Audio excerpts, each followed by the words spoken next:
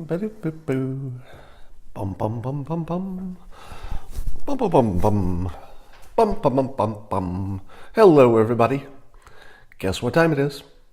I think you know. I think you feel it. I think it's time for the simultaneous sip. Ready? Ready? Grab your cup. Run across the kitchen. Grab that cup. Come back. You're ready.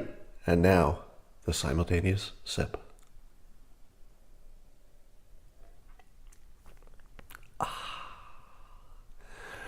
Well, I'm guessing you've probably seen the headlines. Turns out that President Trump has canceled, I say, the summit with North Korea. Why did he cancel that summit with North Korea? Exactly like I told you he would? Oh no, did I say that? Yes, I did. Probably a month ago. You should expect at least one walkaway, and depending how you count it, this is either the one big one or the third one, or depending what you count as a walkaway versus a threat to walk away. Now, why did we walk away from a summit to talk about nuclear denuclearization? We walked away because an underling in North Korea insulted the vice president, calling him a big dope, basically. Now, is that a good enough reason to cancel a summit? Yes, absolutely. Not only is that a good reason to cancel a summit, it's a really good reason. It's a really good reason to cancel a summit. Now you say to yourself, Wade, we should be able to take a few insults, that denuclearization is much more important. But I'll tell you what the insult to the vice president signaled that they were in it for reasons other than denuclearization. It signaled that they were going to yank the football again. And by the way, let me give you some background. Should North Korea have played it straight to get to the end and denuclearize like they originally said, was that their best play? Or was their best play to lead us along and then whoop, once again like they always have in the past? Well, it's obvious. Their first play should be to try to lead us on and then grab the football like all the other times. That should definitely be their first play. Now, if that doesn't work out, they always have, the backup options. But the first thing North Korea should do is see if they can screw us right in front of the world, see if they can disrespect us right in front of the world, and get away with it. Who wouldn't try for the big ask first? So they go for the big ask. Now, do they think that they would get everything and we would just back down and be suckers? They don't know. They don't know until they try. So doing what they were doing and probably were planning to do, which is not reach a deal when we got to the summit, it looks like that's what their plan A was. But people don't go into this sort of thing without a plan B and a plan C. You need to know, well, okay, we'll try this, but if this doesn't work, we got this lined up, and if that doesn't work, there's always this. So the first thing that North Korea should and did try was to get everything for nothing, basically, to give up a bunch of nothing. There's a mountain that was falling apart anyway. There were some captives that they shouldn't have had in the first place. So they didn't really give anything up.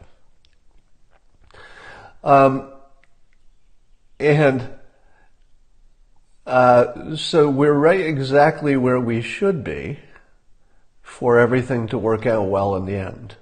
In other words, there had to be this step. There had to be this step. The weak negotiator, which is North Korea, they have the weak hand. They've got to try a bluff. That's the first thing you try. And you try to get what you can for nothing. That's your first offer.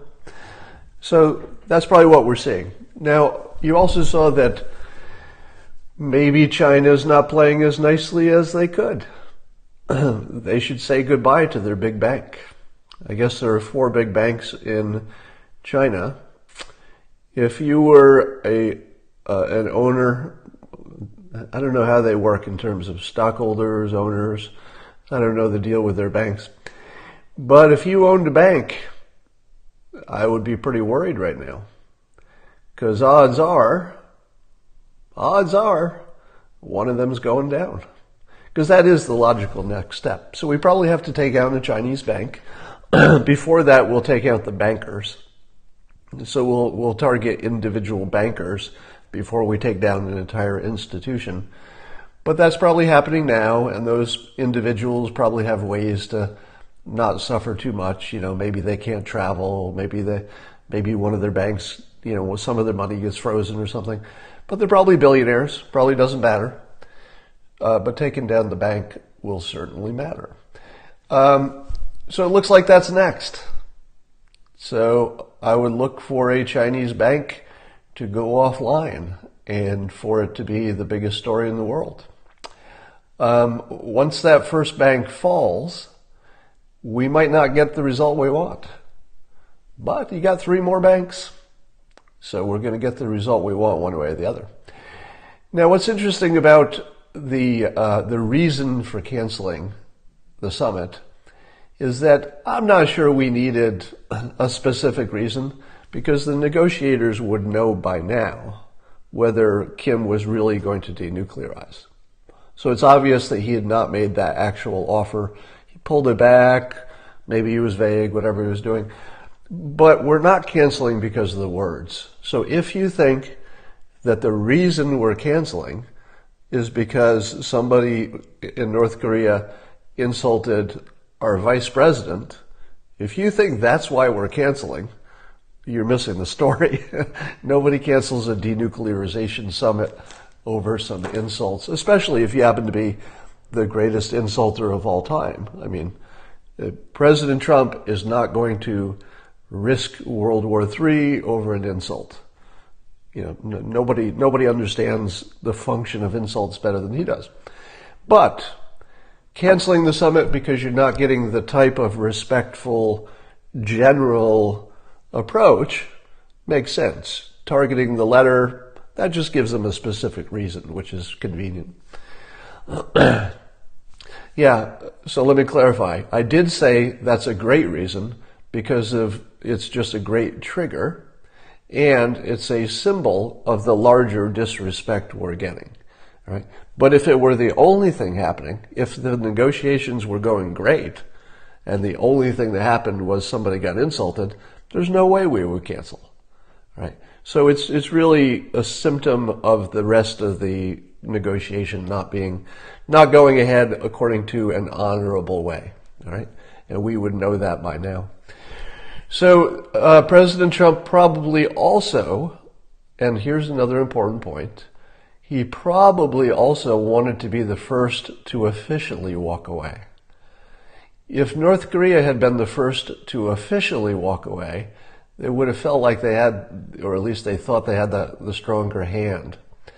The walk away person is the person who gets the advantage. So President Trump played this somewhat perfectly, because there was, I might not go. Well, we might not go either. Well, I might not go, but I might not go. And then bam, canceled. So timed it perfectly. Waited until they really did know if something good was going to happen. Certainly by now they know whether North Korea was serious or not. And obviously they've decided that they weren't, which is exactly where North Korea should be at this stage. They should not be serious. They should try once to get everything for nothing. They tried. It didn't work. It's going to cost China a bank, at least one bank, Now, it's possible that China will get North Korea in line before they lose a bank. I doubt it.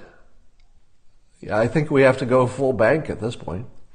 Now, I'm not the national economist, so I can't tell you how big a deal that is. But it seems to me it's a pretty big deal. So I think we're going to crash a bank next. That should get everybody's attention. Somebody says, why will a bank be destroyed? So the thinking here is that China could make North Korea do anything they want. I don't know how true that is exactly, but we'll go with that. And then if China is not forcing North Korea to negotiate on good terms, then maybe China is not a fair player. And the only way to get China to be a fair player is pressure. And we've tried other kinds of pressures. So a bank is one of those things we can get to fairly quickly, because if you shut down the international trade for a bank, they're kind of out of business pretty quickly. So you can take down a bank very quickly, and it's a pretty direct thing because those banks have been doing business with North Korea. So it's not random that we would target a bank. I'm sorry if I didn't make that clear. These banks would be violating the sanctions, so they're totally targets. Now, I would expect we're not going to be in any hurry. I think we're probably going to squeeze the North Korean economy another month, maybe another 2 months. See, the thing that North Korea didn't want to happen is what North Korea wanted to happen is that President Trump would be desperate for an agreement to get his Nobel Prize and for the midterm elections in the United States to go well. President Trump just said, we're going to have those midterm elections before this is done. Now, who knows if that will happen? It's too early to say that the midterms will happen before something good happens with North Korea or vice versa. It's too early to say. But President Trump basically just said, keep your Nobel Prize, screw the midterm elections, deal with your starving economy. Come back to us when you're ready. So that's sort of where we are. So if you're worried, let's see how worried the world is about this. I will check the stock market and see where we are. All right, so the index fund for stocks in the U.S. is down 0.79%, so less than 1% fluctuation for canceling the North Korean summit. That's not too scary. In other words, we're not that worried, or the markets are not that worried. Yeah, 250s, not a big deal. So there should be some dislocation in the market. All right. So what if Kim launches another rocket? He might. Wouldn't you be surprised if he didn't? So Kim has to do something. So he has to do something to, rattle us back. But I imagine that, the thing is, as observers, we don't know how close their economy is to a full crash, but it's probably pretty close.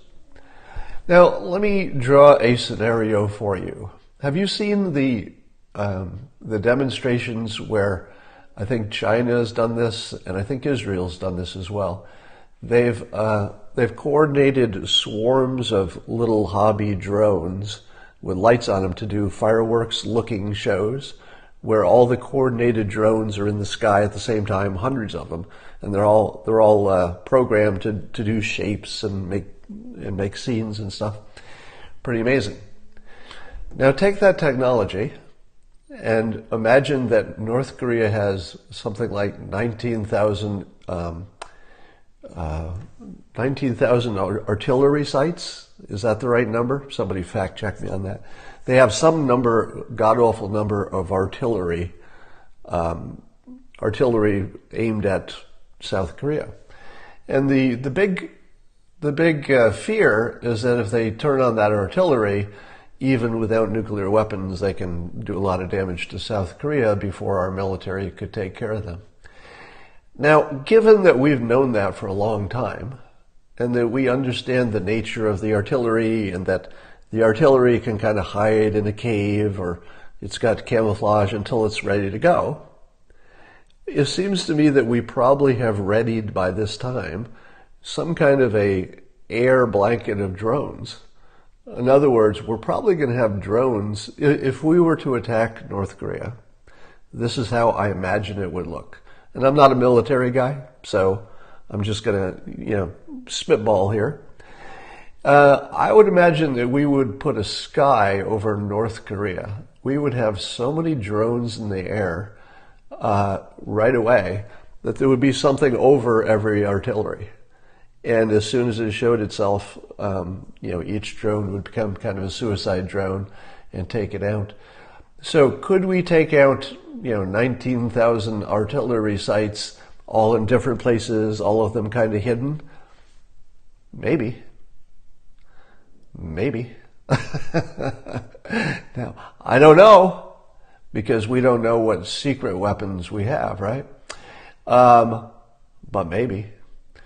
The other thing we could do is whatever communications those artillery sites have with headquarters, we probably know how that works by now. And if they don't get an order to fire, they didn't get an order. Now, obviously, they've hardened their communications and they've got backups and everything else. But does that backup go to all 19,000 individual commanders who don't know what the heck's going on if a war breaks out? So my assumption is that our military has a pretty good idea where at least a lot of those artillery pieces are, and exactly what we would do to get rid of them should they show themselves.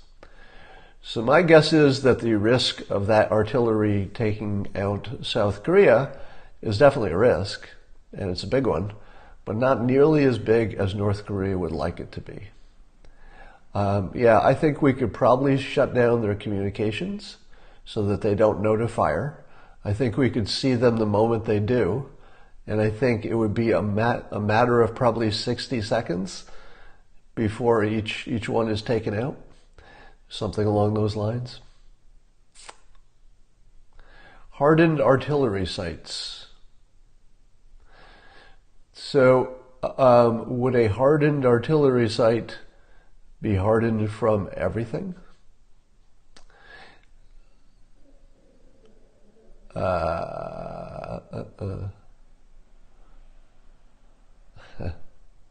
Anyway, we can only speculate what our military can or cannot do with the artillery, but that's going to be part of the questions we'll probably hear a lot in the news for a while. All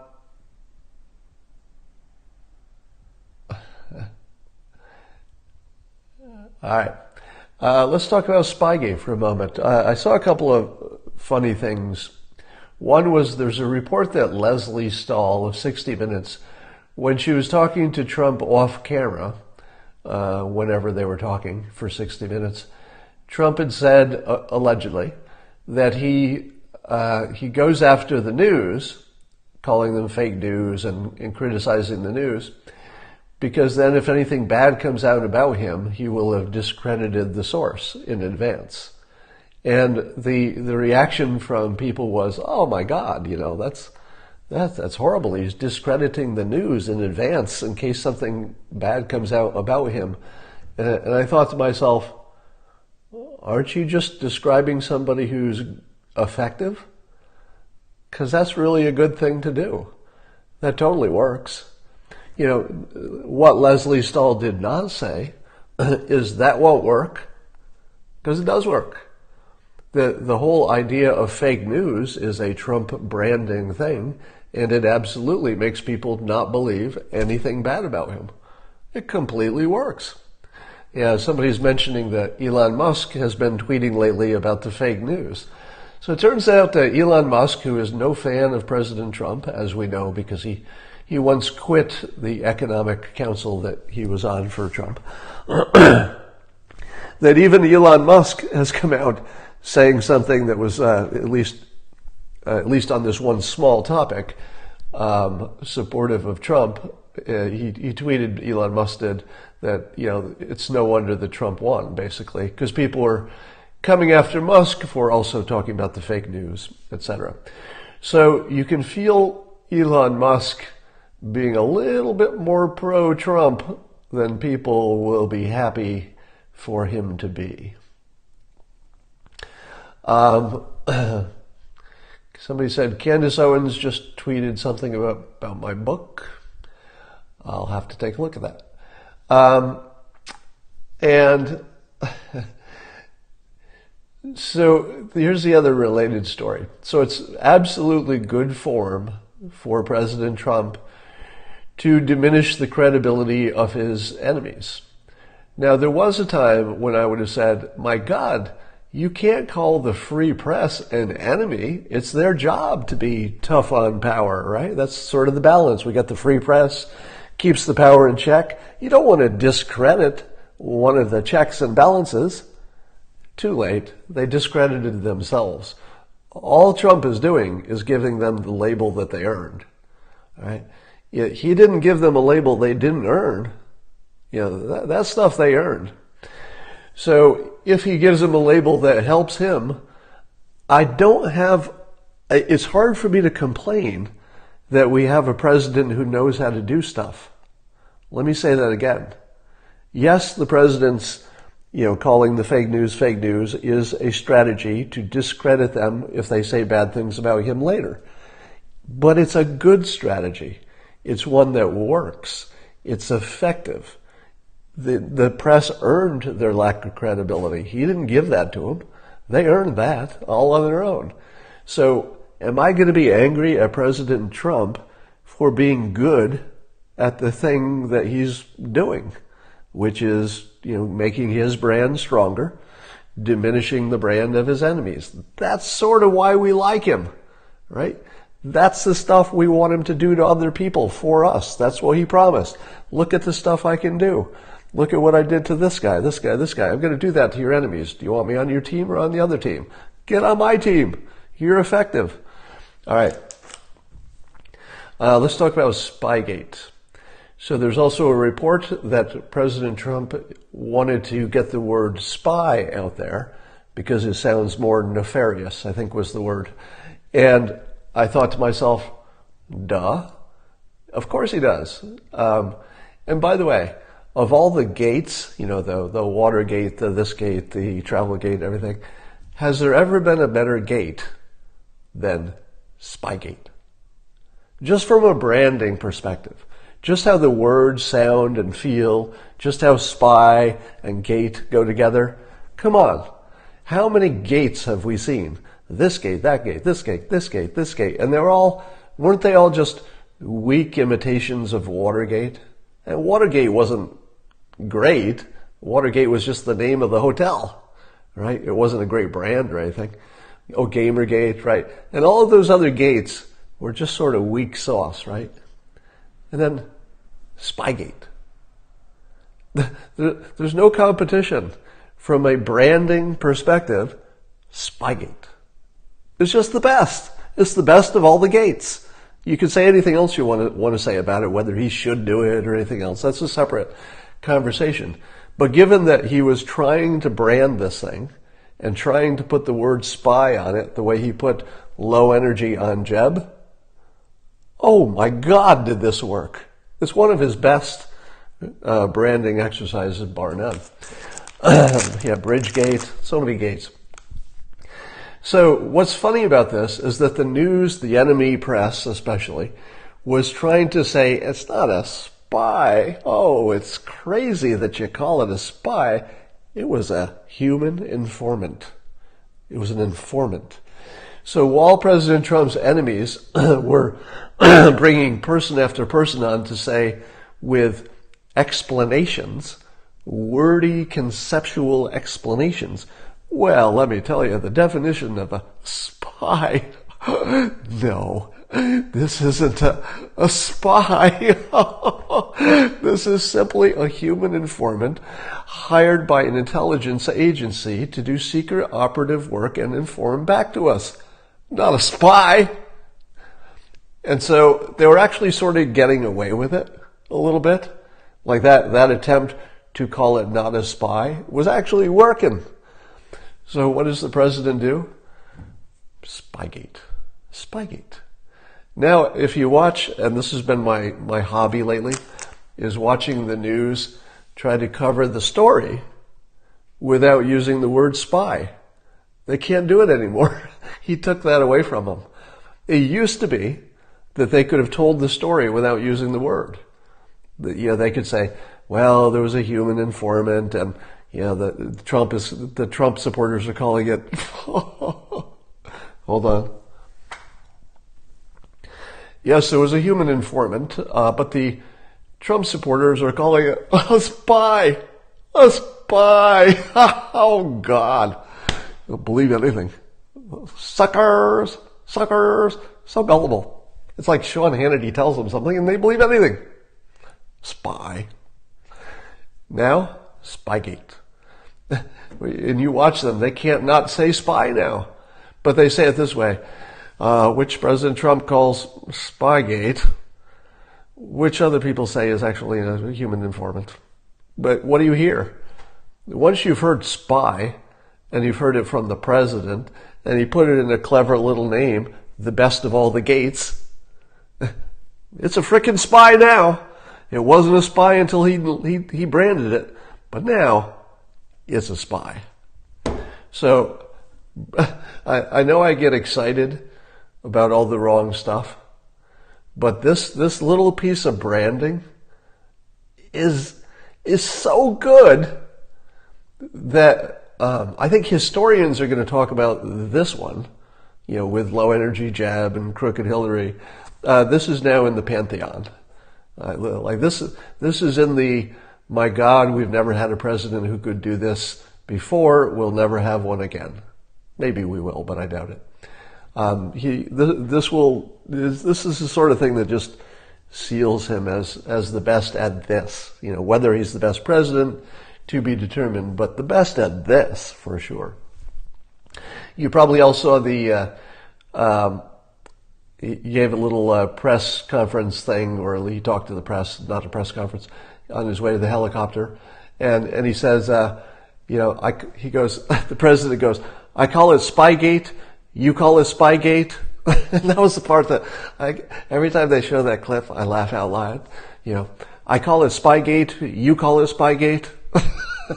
Because even the you call it Spygate part is just perfect. I call it Spygate, you call it Spygate. Everybody calls it Spygate now. It's Spygate. Spygate. There's a spy emoji. Huh. All right. Let's also talk about the wall. So there's some legislation that would allow individuals to donate to a special trust fund that would only be spent for the wall. I think that's a great idea. Not that I know how much it would take, but I think it would be something like, if 10 million people gave $100 a year, you'd probably pay for enough of it, given the rate at which you can build anyway. You can't build the whole thing in a year. I think 10 million people giving $100 a year, if somebody could do the math, it's probably something like that. And it doesn't matter if the funding will get to, 25% of the wall or what. It will create progress on the wall. And if you have progress and funding, it's just going to look like the wall's getting done and the government couldn't make it happen. I mean, we may be on the border of taxation not being what it used to be. In the old days, the Congress had to decide what you were getting taxed for. And we had this weird situation where people were saying, can you tax us more? At least half the country was. Tax us more. We want to pay for that wall. We can't do it directly. Just tax us some more. Why can't you guys just tax us? We want to pay for this thing. Now, obviously that's not most of the country, but some part of the country is saying, I'll pay more taxes. Just give me a wall. And so we may see this hybrid government situation where you just have a direct way to fund the things you want on top of the things you had to pay taxes for. So we might see more of this for the unpopular stuff. Here's another example. Funding for Planned Parenthood. There you go. Yeah, somebody said it just as I was going to say it. Planned Parenthood is really sort of a perfect case for this. Because the people who pay the most, well, let me put this in economic terms. If I said, give me $10 and I'm giving you nothing that you want, you'd say, that's $10 I don't want to spend. That's just a waste of $10.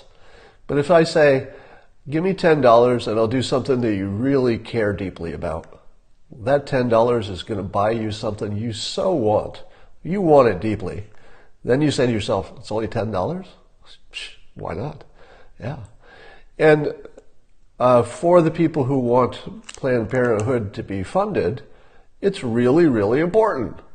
And if you say to them, look, I know you care about this and I know you want the whole government to pay for it, but I think even the people who are in favor of abortion, everybody understands that the people who are against abortion are not assholes, right? Well, you can't say that about everybody in any group. So there are always bad people in every group. But people who think life is sacred and that it starts at birth, they're not jerks, all right? You could disagree with them on lots of good, perfectly reasonable levels. You can disagree, but they're not jerks. And so I think that they're entitled to not spend their own money on something that they believe is murder. That's not my personal opinion, by the way. My opinion on abortion is to leave it to women. In other words, if women as a majority want abortion to be legal or not legal, under whatever conditions, if that's the majority of what women want, I'm just going to say, men, let's recuse ourselves and support it. But when it comes down to who spends money for things, then I think everybody has to be involved. And if some people want to spend money for this option, let them. Somebody says, that's a cop-out. No, it is the opposite, because my opinion is very firm.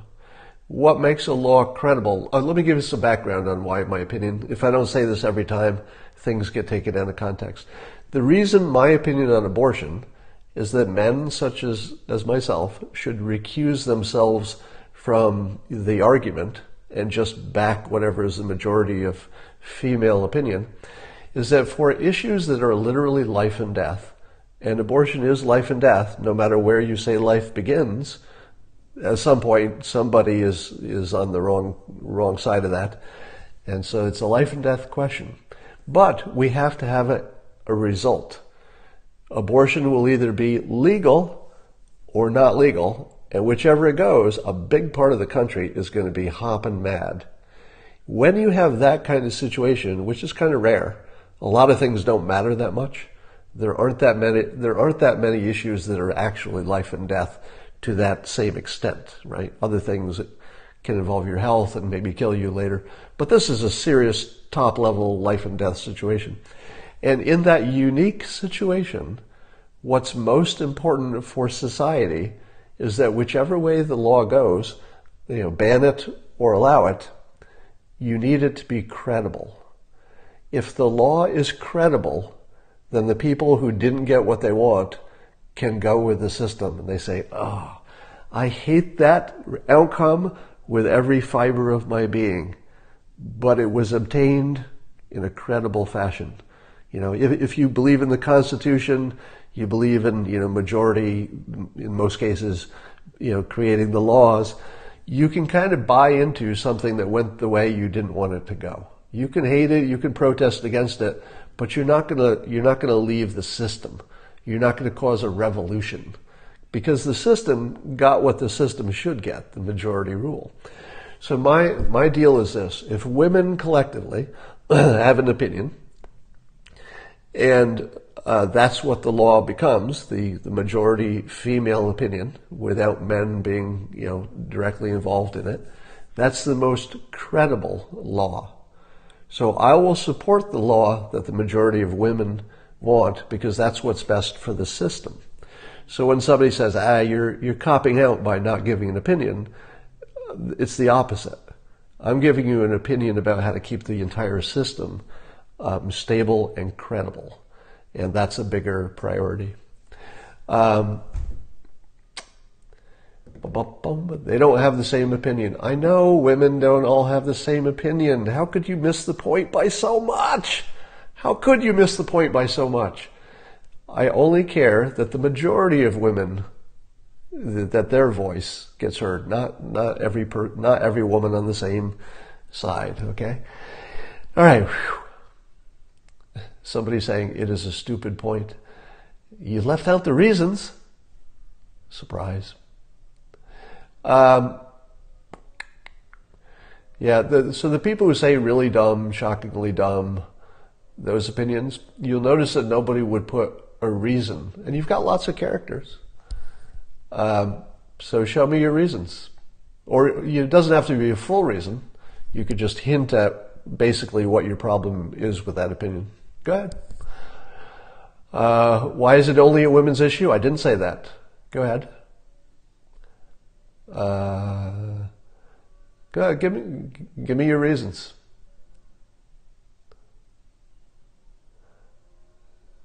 Truly wish you would avoid this topic. Women can't impregnate themselves. That's not a reason. You're seeing this, right? You're seeing that the reasons against it actually don't make sense. It's not that I disagree or agree. They're not even on topic. Yeah, so you can see that the people who say that I'm really dumb can't give you a reason why that makes sense or is even on topic. Somebody says, unborn have rights? No, nobody said that. 18th Amendment has nothing, I don't know what that has to do with anything. Because men have father rights had nothing to do with that. Yeah, that's not part of my calculation. That's just a true thing. It's half the father's child. Correct, has nothing to do with my point. Right? So you have lots of statements that are true, but they're not about my point. Because the father would have father rights in all situations. Men should have a say in the life they created. Where's your reason? I gave you a reason. I said that the way that I would prefer things makes the system more credible. That's a reason. But you didn't give me a reason. You just said fathers have rights too. Or let me do it this way. Fathers have rights too. I hate to dale you, but fathers have rights too is not a reason, nor is it true. People have rights when the law and the Constitution allow it. I mean, we can decide who has what rights. Somebody says reason, Jesus point. Oh, so somebody's saying that Jesus is the reason for why the law should be one way or another. I'll go with that as let's say, if your reason is a religious interpretation, then I will respect that. So I respect that some people have a religious interpretation. But women have religion too. So if women as a majority are on one side, I will allow their religious interpretations to be the form of credibility for the... Somebody said, what if women... Oh my God. Natural rights are inalienable. False. False. We can make a law against anything we want. It's not inalienable. Jesus never talked about abortion. But forget about the religious argument, because women have that covered. There's nothing that men are going to add to the religious argument that women don't say on themselves. So women don't add anything. Spark of life, etc. Yeah, I'm not seeing any reasons. So just check your thinking. Compare whatever it is you're saying on this topic about why men should not recuse themselves from having an opinion on this, and compare it to mine. My reason is that if women as a majority agree with whatever the law becomes on abortion, that's the most credible outcome for the system, even if you disagree with the outcome. So beat that reason, and you've got something. But the no reason stuff doesn't make sense. You don't believe in natural rights. Sometimes there are some things which are so painful, it's almost hard to talk about. So there's this idea that people have something called natural rights, that they're sort of born with rights. That's true if you want to define it that way. In other words, you have a right to do anything until the law tries to restrict you. But we live in a world in which we always use the law to restrict people in a whole number of ways, and that's our permanent situation. It's not going to change. So pretending that we could somehow just have the Constitution or the laws or the rest of society not bother us while we express our rights is just not a real world thing to say. But women aren't the only ones involved in making babies. Correct. Has nothing to do with my point. Children have them. You recuse yourself. Don't recuse me. I'm not recusing anybody else. Okay. So if any of your objections have anything to do with what I'm saying, you might have a point. But so far you're saying things that are true that just don't have anything to do with my point. Here comes the leftist idiocy from Scott. Left out the reason. I'm open to reasons. And by the way, if somebody sees me miss a reason going by, feel free to just amplify it. Somebody says I'm ignoring comments that make valid points. I may have missed some that made valid points, but I'm not intentionally ignoring anything.